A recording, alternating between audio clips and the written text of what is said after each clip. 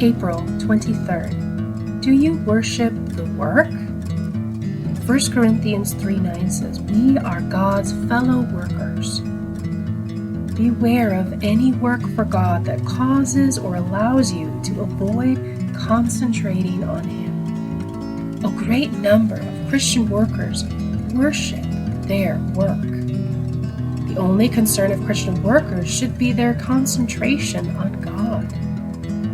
This will mean that all the other boundaries of life, whether they are mental, moral, or spiritual limits, are completely free with the freedom God gives His child. That is, a worshiping child, not a wayward child. A worker who lacks this serious, controlling emphasis of concentration on God is apt to become overly burdened by his work. He is a slave to his own limits, having no freedom of his body, mind, or spirit. Consequently, he becomes burned out and defeated. There is no freedom and no delight in life at all. His nerves, mind, and heart are so overwhelmed that God's blessings cannot rest on him. But the opposite case is equally true. Once our concentration is on God, all the limits of our life are free and under the control and mastery of God alone. There is no longer any responsibility on you for the work.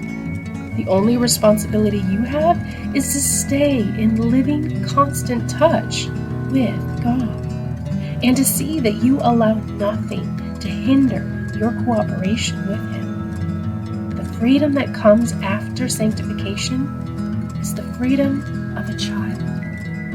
And the things that used to hold your life down are gone. But we carefully remember that you have been freed for only one thing: to be absolutely devoted to your co-worker.